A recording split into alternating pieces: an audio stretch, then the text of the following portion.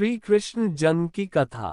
भाद्रपद कृष्ण पक्ष की अष्टमी को रात के 12 बजे मथुरा के राजा कंस की जेल में वासुदेव जी की पत्नी देवी देवकी के गर्भ से 16 कलाओं से युक्त भगवान श्री कृष्ण का जन्म हुआ था। इस तिथि को रोहिणी नक्षत्र का विशेष महात्म्य है। इस दिन देश के समस्त मंदिरों का श्रृंगार किया जाता है। कृष्णावतार के उपलक्ष्य में झांकियां सजाई जाती है। भगवान कृष्ण का श्रृंगार करके झूला सजाया जाता है। स्त्री पुरुष रात के 12 बजे तक व्रत रखते हैं। रात को 12 बजे शंख तथा घंटों की आवाज से श्री कृष्ण की जन्म की खबर चारों दिशाओं में गूंज उठती है। भगवान श्री कृष्ण की आरती उतारी जाती है और प्रसाद वितरण किया जाता है। प्रसाद ग्रहण कर व्रत को खोला जाता है।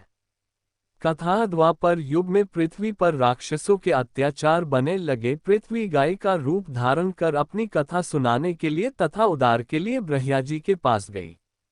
ब्रह्माजी सब देवताओं को साथ लेकर पृथ्वी को विष्णु के पास क्षीर सागर ले गए। उस समय भगवान विष्णु अन्नत शैया पर शयन कर रहे थे।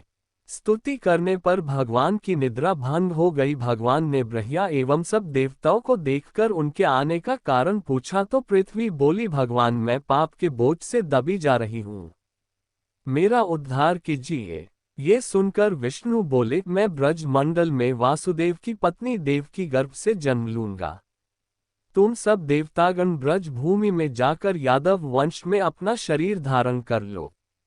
इतना कहकर अंतर्ध्यान हो गए।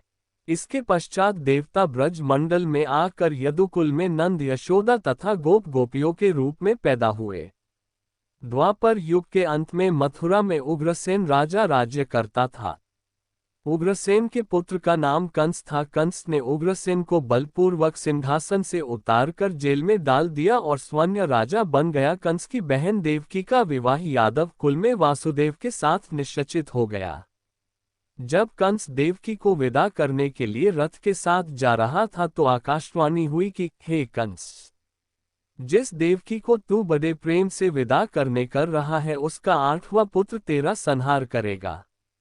आकाशवाणी की बात सुनकर कंस क्रोध से भरकर देवकी को मारने को तैयार हो गया।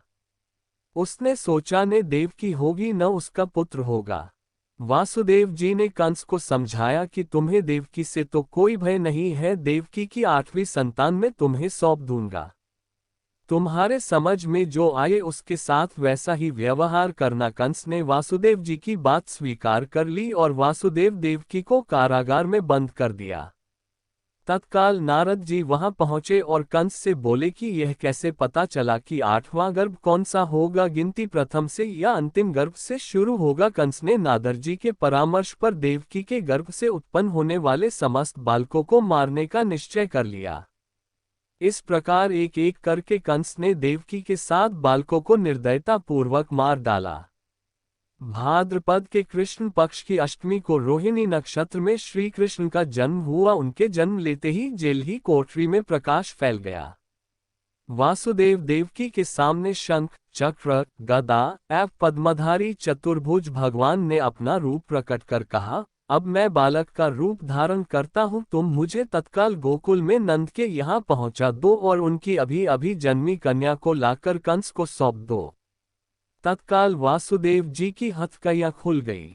दरवाजे अपने आप खुल गए। पहरेदार सो गए। वासुदेव कृष्ण को सूप में रखकर गोकुल को चल दिए। रास्ते में यमुना श्री कृष्ण के चरणों को स्पर्श करने के लिए बने लगी। भगवान ने अपने पैर लटका दिए। चरण छूने के बाद यमुना घट गई। वासुदेव यमुना पार कर गोकुल में नंद के यहाँ गए। बालक कृष्ण को यशोदा जी की बगल में सुलाकर कन्या को लेकर वापस कंस के कारागार में आ गए।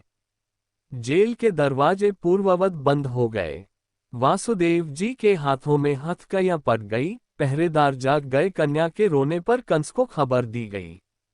कंस ने कारागार में जाकर कन्या को लेकर पत्थर पर पटक कर मारना चाहा, परंतु वह कंस के हाथों से छूटकर आकाश में उड़ गई और देवी का रूप धारण कर बोली, हे कंस, मुझे मारने से क्या लाभ, तेरा शत्रु तो गोकुल में पहुंच चुका है। ये दृश्य देखकर कंस हतप्रभ और व्याकुल हो गया।